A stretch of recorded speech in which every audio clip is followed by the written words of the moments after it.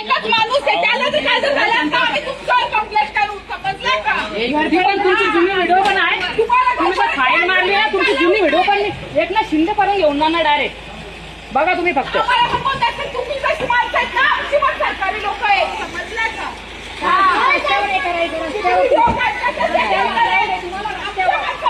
तुम्हाला तुमचं नाव सांगितलं असता. तुम्हाला गाडी पत्राचा रोड अलाउड आहे. रोडवर घरात येऊन बसा इथं. घरात येऊन बसा या. तुम्हाला काय करायचं ते काय, तुम्ही फक्त फाईल मारा, तुमच्या सगळ्या व्हिडिओ अधिकार नाही सर का त्यांनी मारले मग तुम्हाला हात लावायचा अधिकार नव्हता. धक्कामुक्की का करतायत सर तुम्ही मला? धक्कामुक्की का करतायत? नाही तुम्ही धक्कामुक्की का करतायत मला? काय आरोपी आहे? नाही यांनी मला धक्कामुक्की का केली? एक तर शॉर्टआउट तर बोलतात, पैसे मागतात हे लोक आम्हाला. तुम्ही 10,000 रुपये मागितले की नाही मला सर? तुमचं नाव सांगा मला. तुम्ही 10,000 रुपये द्या, नंतर तुम्हाला शॉर्टआउट करून घेतो, नंतर सर येऊस तर बसा. तुम्हाला गरज नव्हती सर माझा गळा दाबायची, तुम्हाला अंगावर यायची गरज नव्हती सर माझ्या. यांनी गळा कसा दाबला? मी आरोपी आहे का सर? नाही मी आरोपी आहे का? नाही यांनी गळा का दाबला माझा? यांनी गळा का दाबला माझा? सर त्यांनी गळा दाबला माझा विनाकारण. हे असे अधिकारी आहेत ना, फक्त पैशांसाठी ह्या गोष्टी करतात. इतकी लाज वाटते ना मला अशा अधिकाऱ्यांची. आता फक्त हे आपल्या घरात आपली जी जागा आहे स्वतःची त्या ठिकाणी यायचे बाकी राहिलेले आहेत. हे शेतापर्यंत आलेले आहेत, रानामध्ये आलेले आहेत फाईन मारण्यासाठी. आणि यांच्यावरती ना गृह खात्याचा कोणताही दबाव नाही, त्याच्यामुळे यांची मनमानी चालते. ती जी गाडी घेऊन फिरतात ना, हे त्या गाडीमध्ये जे डिझेल टाकतात ना, ते आपल्या टॅक्स मधून टाकतात. आणि ही यांची मनमानी.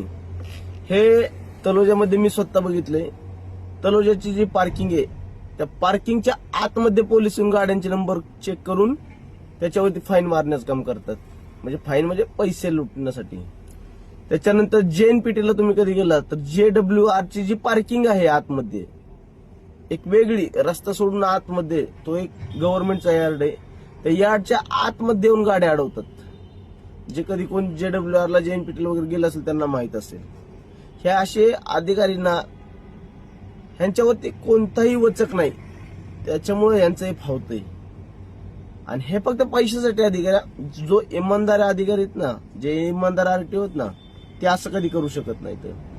आता मला बरेच वेळेस RTO पकडलं, पेपर मागितले, पेपर दिले, लायसन ओके, पेपर ओके, गाडी अंडरलोड, लगेच गाडी सोडून देतात. हे असे अधिकारी आहेत ना, हे इमानदारीचे अधिकारी. पण हे असे जे अधिकारी आहेत ना, हे फक्त पैशासाठी, स्वतःची घरं भरण्यासाठी हे अधिकारी आहेत ना, आपल्या अधिकारांचा चुकीचा फायदा घेतात. काल मुखेडमध्ये 10,000 रुपये नाही दिले, म्हणजे 10,000 रुपयाची लाच दिली नाही म्हणून पोलिसांनीच गळा दाबला एका व्यक्तीचा. कुठे नेऊन ठेवलाय महाराष्ट्र माझा? जर पोलिसच जर पैसे दिले नाही म्हणून जर लोकांचे जर गळे दाबायला लागले, त्या वाघोलीत काय झालं? सेक्स रॅकेटमध्ये गुतू म्हणून पैसे दे 10,000 रुपये. 10,000 रुपये पण घेतले, 3 पोलीस निलंबित झाले.